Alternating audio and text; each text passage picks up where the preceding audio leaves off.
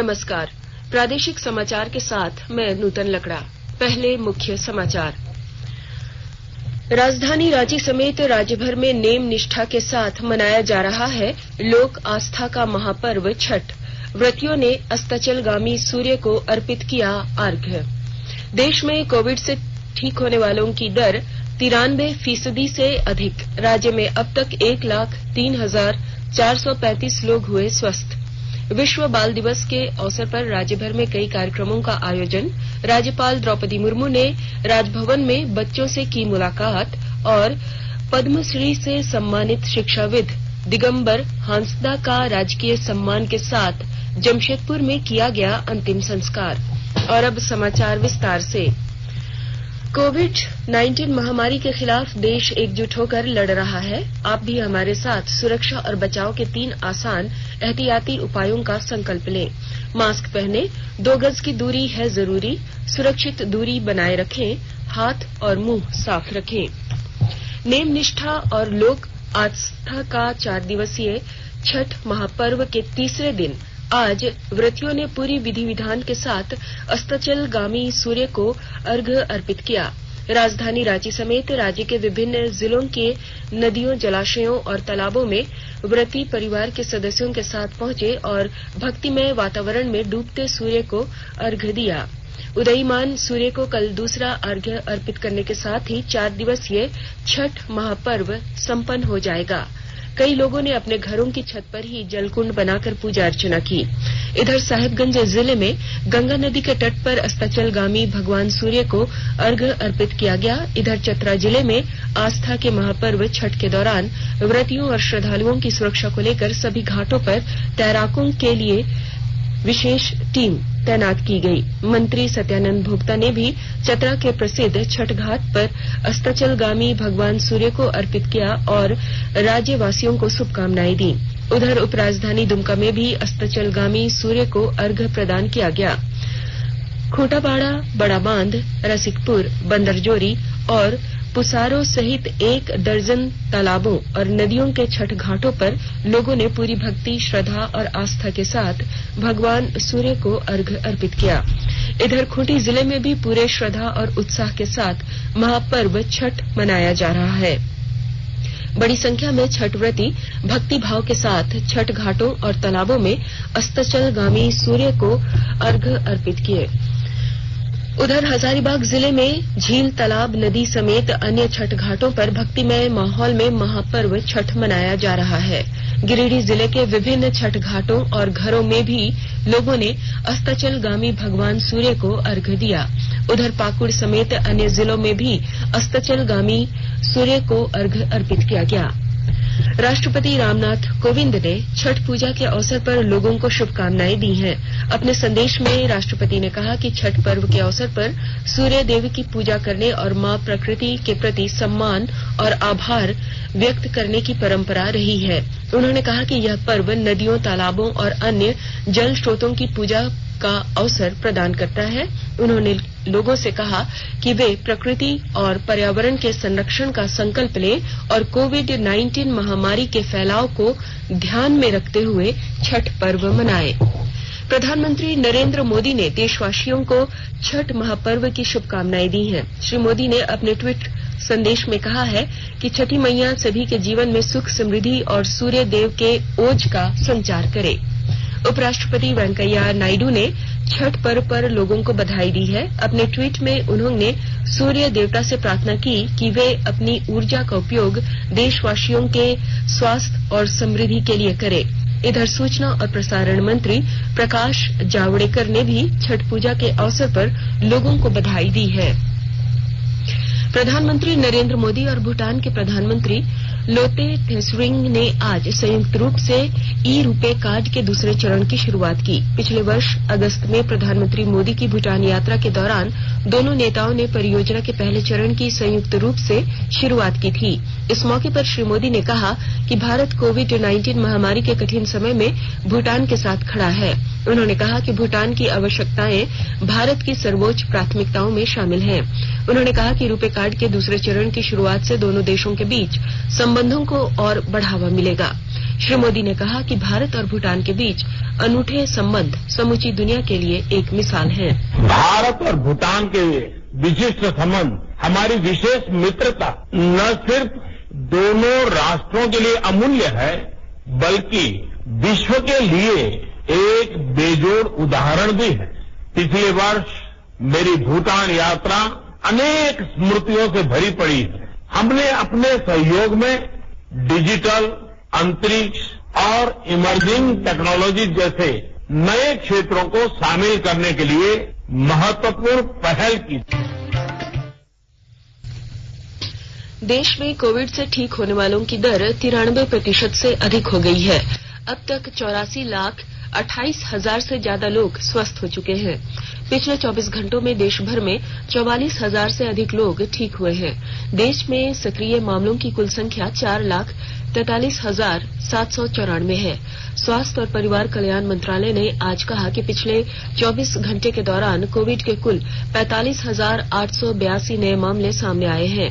एक दिन में 584 मौतों के साथ मरने वालों की कुल संख्या 1,32,162 हो गई है। इस महामारी से मरने वालों की दर 1.47% है, जो विश्व के अन्य देशों की तुलना में काफी कम है। इस बीच भारतीय चिकित्सा अनुसंधान परिषद ने कहा कि देश में पिछले 24 घंटों में कोरोना के 10,83,000 से अधिक नमूनों की जांच की गई है। देश में अब तक 12,95,00,000 से अधिक कोरोना नमूनों की जांच की जा चुकी है। झारखंड में कोविड-19 से स्वस्थ होने वालों की संख्या बढ़कर 1,03,435 हो गई है। वहीं कोरोना संक्रमितों की संख्या 1,06,972 है, जबकि 2,600 सक्रिय मामले हैं। स्वास्थ्य विभाग के अनुसार पिछले 24 घंटों में कोविड-19 के 230 नए मरीज मिले हैं, जबकि इसी दौरान 264 लोग इस महामारी को मात देने में सफल हुए हैं। वहीं इस महामारी से अब 937 लोगों की मौत हो चुकी है। आकाशवाणी के ताजा तरीन समाचारों के लिए आप हमारे वेबसाइट newsonair.com पर लॉग ऑन कर सकते हैं। ताजा समाचार Twitter handle @AIR news alerts और Facebook page All India Radio news पर भी उपलब्ध है। आप प्रादेशिक समाचार एकांश के ट्विटर हैंडल @AIR News_रांची और Facebook page AIR news Ranchi के अलावा YouTube channel regional news unit Ranchi पर भी हमारे बुलेटिन सुन सकते हैं। प्रादेशिक समाचार आप आकाशवाणी रांची से सुन रहे हैं और अब पेश है कोरोना से बचाव के कुछ संदेश।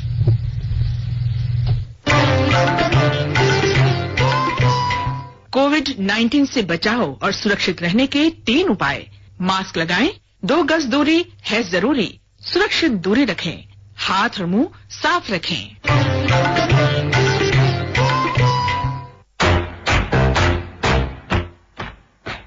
चलो मिलकर एक शुरुआत करें, चलो एक फैसला आज करें, मास्क नहीं तो टोकेंगे, कोरोना को रोकेंगे। चलो एक इरादा करते हैं, चलो कुछ वादा करते हैं, मास्क नहीं तो टोकेंगे, कोरोना को रोकेंगे। भारत सरकार द्वारा जनहित में जारी। प्रधानमंत्री नरेंद्र मोदी कल पंडित दीनदयाल पेट्रोलियम विश्वविद्यालय के 8वें दीक्षांत समारोह में वीडियो कॉन्फ्रेंसिंग के माध्यम से उपस्थित रहेंगे। समारोह में लगभग 2,600 विद्यार्थियों को डिग्री और डिप्लोमा प्रमाण पत्र दिए जाएंगे। प्रधानमंत्री मोनोक्रिस्टलिन सोलर फोटो वोल्टेन पैनल के 45 मेगावाट क्षमता के संयंत्र तथा जल प्रौद्योगिकी उत्कृष्टता केंद्र की आधारशिला भी रखेंगे। दीक्षांत समारोह के अवसर पर प्रधानमंत्री पंडित दीनदयाल पेट्रोलियम विश्वविद्यालय में इनोवेशन और इंक्यूबेशन सेंटर, परिवर्तनकारी शोध केंद्र और खेल परिसर का भी उद्घाटन करेंगे। प्रधानमंत्री नरेंद्र मोदी सऊदी अरब के शाह के आमंत्रण पर 15वें G20 शिखर सम्मेलन में भाग लेंगे। सऊदी अरब की अध्यक्षता में यह शिखर सम्मेलन वीडियो कॉन्फ्रेंस के माध्यम से शनिवार और रविवार को होगा। सम्मेलन का विषय है सभी के लिए 21वीं शताब्दी के अनुसार अवसर जुटाना। विदेश मंत्रालय के प्रवक्ता अनुराग श्रीवास्तव ने कहा कि 2020 में G20 नेताओं की यह दूसरी शिखर बैठक होगी। आगामी G20 शिखर सम्मेलन समावेशी, लचीले और टिकाऊ आधार पर कोविड-19 से मुक्त होने पर केंद्रित होगा। विश्व बाल दिवस पर आज कई कार्यक्रमों का आयोजन किया गया। इस उपलक्ष्य में राज्यपाल द्रौपदी मुर्मू ने राजभवन में बच्चों से मुलाकात की और उनका मार्गदर्शन किया। इस दौरान यूनिसेफ के प्रतिनिधि भी मौजूद थे। गौरतलब है कि इस वर्ष विश्व बाल दिवस जलवायु परिवर्तन पर केंद्रित रहा।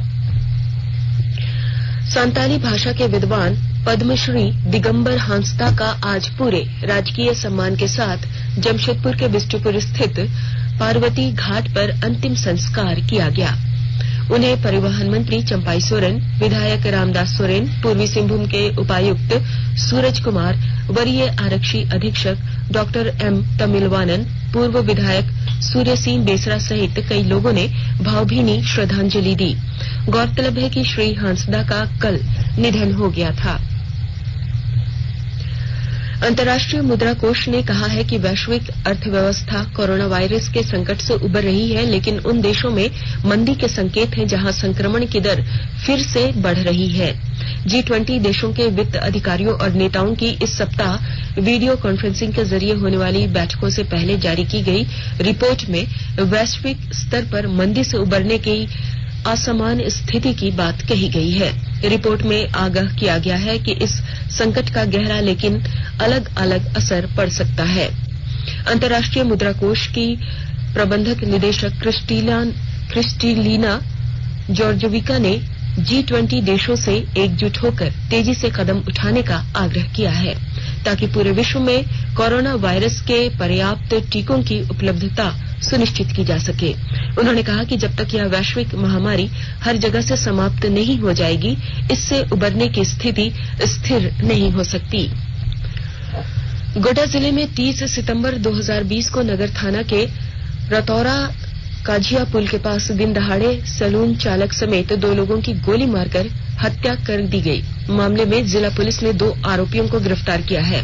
पुलिस अधीक्षक YSS रमेश ने बताया कि इसके लिए गठित विशेष टीम ने 2 आरोपियों को गिरफ्तार किया है।